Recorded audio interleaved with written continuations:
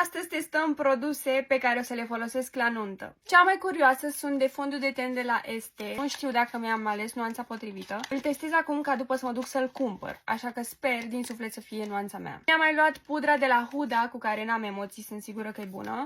Mi-am luat acest iluminator de la Revolution, mi se pare divin. Când l-am testat pe mână, am zis trebuie să-l iau și pe ăsta. Spray-ul de fixare, să fiu sigură că îmi rezistă toată nunta. Concealerul ăsta îl folosesc deja, dar am luat altă nuanță pentru că m-am bronzat și vreau să-l testez un pic mai închis. Și mi-am luat și un ser cu acid hialuronic. Am înțeles că e bun înainte de machiaj, așa că hai să vedem ce facem. Nu o să-mi fac acum machiajul pentru nuntă, dar o să aplic toate produsele pe față să văd cum rezistă astăzi. Și să văd dacă mi-am nimerit nuanța. Era să uit de blush-ul pe care l-am găsit la Pudayer, o nuanță de un roz pudrat așa, highlight and blush, este wow. Am știut că trebuie să-l cumpăr când l-am văzut. Doamne, uitați-vă ce ambalaj frumos. Uitați-vă la nuanță, este mai pudrat în realitate, mai deschis așa. Are și o parte iluminatoare, wow. Am înțeles că prima oară trebuie să ne dăm cu serul cu acid hialuronic, după care să venim cu o cremă hidratantă. Pe buze am folosit deja vaselină, este cea mai bună pentru hidratarea buzelor din punctul meu de vedere. Am folosit concealerul pe ochi și mi se pare că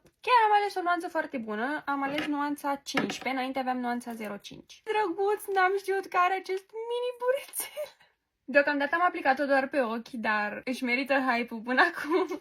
Am încercat să fac ceva light la ochi, dar nu mi-a ieșit și nu-mi place neapărat sclipiciul ăsta care are o tentă aurie, aș fi preferat să mă dau doar cu cel cu tentă argintie, dar asta e. Și acum testăm fondul de ten. În lumina asta pare foarte bună nuanța.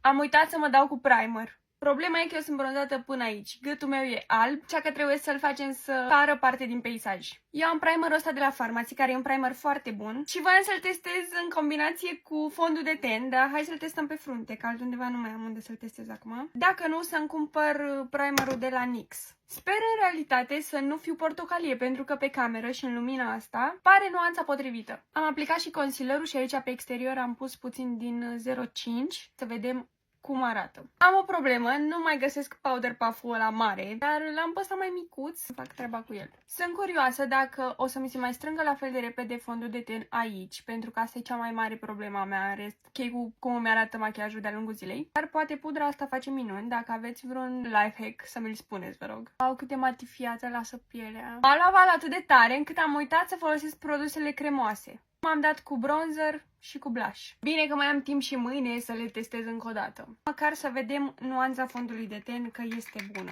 Oare m-am albit prea tare? Eu zic că nu. Ideea e că nu am nici contur, nici blush pe față, ca să ne putem da cu părerea 100%, dar hai să aplicăm produsele pudră. Dacă pe cele cremoase le-am uitat. Hai să vedem cum arată blush-ul ăsta. Problema e că nu am nici blush-ul cremos aplicat, așa că este o diferență. Măcar îi vedem nuanța acestui blush.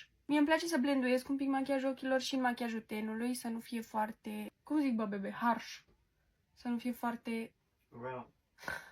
Nu fie foarte grafic, nu știu.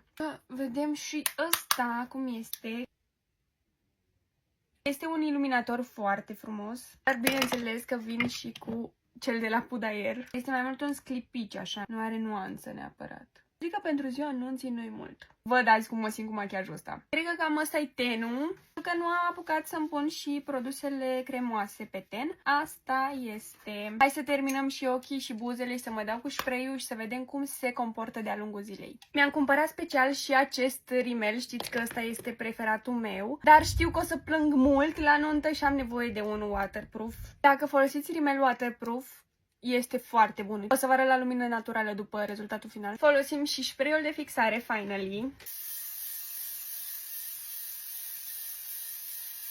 Chiar se simte ca un fixativ. M-am dat și cu prea mult. Cam asta e rezultatul final. Pare destul de ok. Hai să vedem cum se comportă toată ziua. Cam așa arată machiajul după ce am transpirat un pic, că am umblat, am avut treabă. E ora 4. Deci machiată de vreo 4 ore, să zic.